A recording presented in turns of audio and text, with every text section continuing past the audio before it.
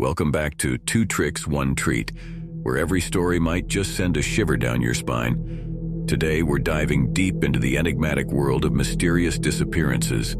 From remote villages to grand mansions and quiet meadows, people and places aren't always what they seem. We'll present you with 3 bone-chilling tales, but remember, only one of these tales is rooted in truth, while the other 2 are products of a vivid imagination. Can you decipher which is which?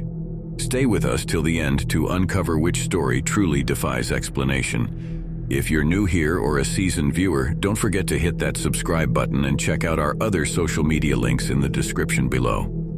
Now let's begin. Story 1: The Disappearing Act of Anjikuni Village.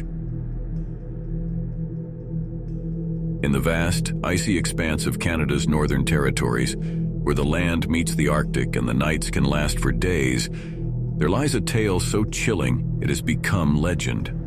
This is the story of the Anjikuni village and its mysterious disappearance. Joe LaBelle was no stranger to the harsh Canadian wilderness.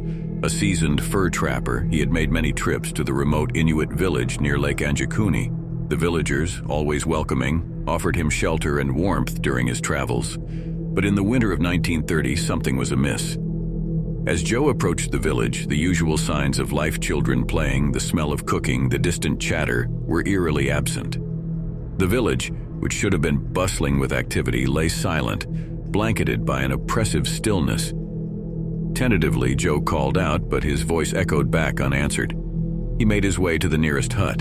Inside, he found a pot of stew still simmering, its contents untouched. Nearby, a child's toy lay discarded as if dropped in haste. A chill ran down Joe's spine. As he moved from one dwelling to another, the scene was the same. Belongings left behind, weapons still in their racks, and sealskin clothing neatly folded.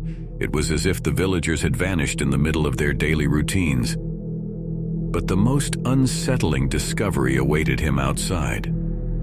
Near the village's communal area, Joe found the graves. The burial ground, a sacred place for the Inuit, had been disturbed. The stone markers were scattered and the graves were empty. Panicking, Joe raced to the village's telegraph office and sent an urgent message to the Royal Canadian Mounted Police, RCMP. Within hours, they arrived and began their investigation. The RCMP's findings only deepened the mystery. No footprints or sled tracks led out of the village. The sled dogs, essential for the Inuits' survival, were found dead from starvation, even though there was ample food stored nearby. And the village's food storage huts, usually stocked for the winter, were full. Rumors began to swirl. Some said it was the work of spirits, angered by some unknown transgression. Others whispered of a mass abduction by foreign invaders.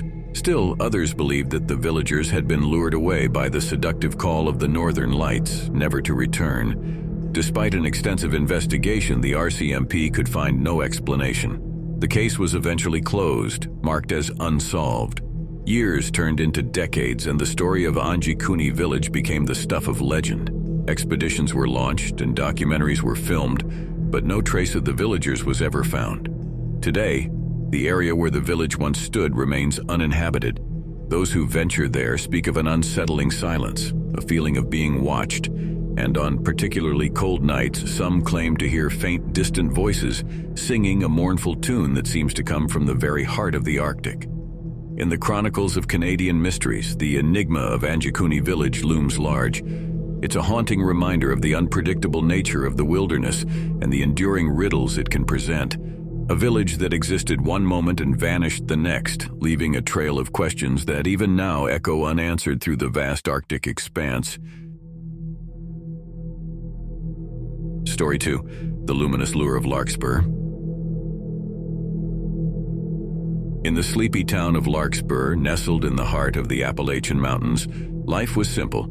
The townsfolk went about their daily routines, with the most excitement being the annual county fair or a particularly good blueberry harvest. But all that changed one fateful summer evening. Jenna, a spirited teenager with a penchant for stargazing, was out on her nightly ritual of watching the skies from the meadow just outside town. With her trusty telescope and notebook, she'd document constellations, shooting stars, and the occasional satellite. But that night, as the first stars began to twinkle, Jenna noticed something unusual. 3 bright, pulsating lights appeared on the horizon, moving in a synchronized dance. They were unlike any aircraft she'd ever seen. Curiosity piqued, Jenna decided to get a closer look. Leaving a note for her younger brother, she set off towards the lights. As she approached, the lights seemed to grow brighter, casting an otherworldly glow over the forest. The air around her grew cold, and a soft humming filled her ears.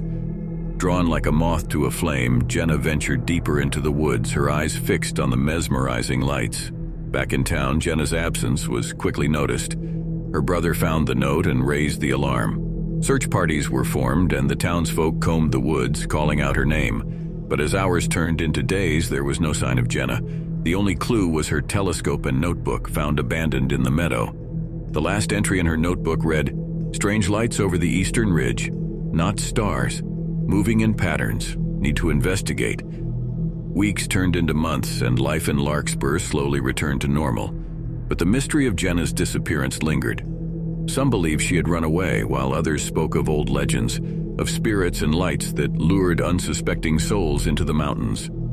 Then, on the anniversary of her disappearance, something extraordinary happened. The same 3 lights reappeared over Larkspur. This time, the entire town witnessed their dance, and as suddenly as they had appeared, they vanished, leaving behind a single figure standing in the meadow. It was Jenna.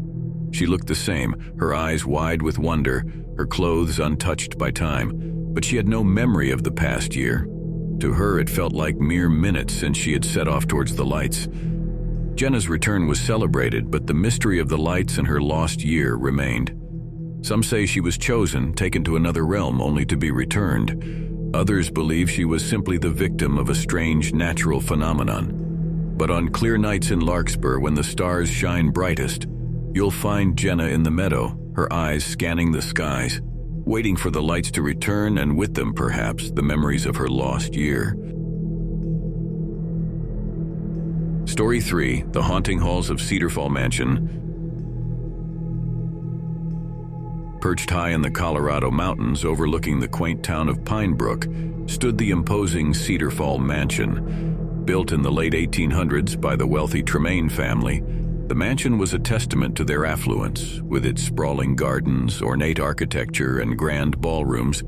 The Tremaines, a family of 8 with 6 children, were the pride of the town, often hosting grand parties and events. However, as the years went by, whispers of strange occurrences within the mansion began to circulate. It started with soft footsteps in the dead of night, cold breezes in closed rooms, and shadows that seemed to move on their own. But the real horror began when the youngest Tremaine children started to vanish. One by one, over the course of several months, the children disappeared from their beds. No signs of forced entry, no ransom notes, just empty beds and heartbroken parents. The local police were baffled. Search parties combed the mountains and forests surrounding the mansion, but no trace of the children was ever found. Devastated and fearing for their remaining children, the Tremaines eventually left, leaving behind their once beloved home. The mansion, tainted by tragedy and rumors of hauntings, stood abandoned, a grim sentinel overlooking Pine Brook. Years later, Jake Mitchell, who had grown up hearing tales of the haunted mansion and the missing Tremaine children, had become a detective. The unsolved mystery of the Cedarfall disappearances weighed on him, and he decided to reopen the cold case. His investigation led him to the vast woods behind the mansion. There, hidden beneath thick underbrush and years of neglect, he discovered a concealed entrance to a tunnel. Curiosity piqued, Jake ventured inside. The tunnel, damp and echoing with every footstep, seemed to lead directly towards the mansion. As he delved deeper, an unsettling feeling grew. He felt watched, as if unseen eyes were tracking his every move. Emerging from the tunnel, Jake found himself in the basement of Cedarfall Mansion. The air was thick with age and dust, but there was something else, a palpable sense of sorrow. Old toys, clothes, and drawings littered the floor, hinting at the children's presence. Rushing back to the police station, Jake rallied a team to further investigate the tunnel and the mansion's basement. But upon their return, they were met with a horrifying sight. The entrance to the tunnel had been deliberately caved in, and the mansion was engulfed in roaring flames. Despite their best efforts, the fire consumed the mansion, taking with it any remaining evidence. The Cedarfall case, with its haunting legacy and unanswered questions, remained unsolved. To this day, on cold, silent nights, residents of Pinebrook claim to hear the soft laughter of children echoing from the mountains, a chilling reminder of the mansion's dark past and the secrets it took to its grave. Thank you for journeying with us through these tales of enigma and suspense. Now for the revelation you've all been eagerly awaiting. Among the three tales, the true story that has perplexed historians and enthusiasts alike is the disappearing act of Anjikuni village. This isn't just a tale of a person or a few individuals disappearing, but an entire village. Anjikuni village, located in the icy expanses of Canada, became the epicenter of one of the most baffling mysteries of the 20th century. Residents of a nearby village claimed to have seen strange lights in the sky on the night of the disappearance. When a trapper named Joe LaBelle visited Anjikuni, he found it eerily deserted. Homes were stocked with food, rifles were found leaning against walls, and even the village's sled dogs were found buried under a snowdrift, having died of starvation. To this day, no one knows what happened to the residents of Anjikuni village or why they vanished without a trace. As for the luminous lure of Larkspur and the haunting halls of Cedarfall Mansion, they are captivating tales crafted from the depths of imagination. Did you guess correctly? Thank you for joining us on this journey through the unknown. If you enjoyed this episode, make sure to hit that like button and share it with fellow mystery seekers. And remember, in every trio of tales at 2 tricks, 1 treat. 2 will deceive, but 1 always speaks the truth. Until next time, keep questioning, keep wondering, and always stay curious.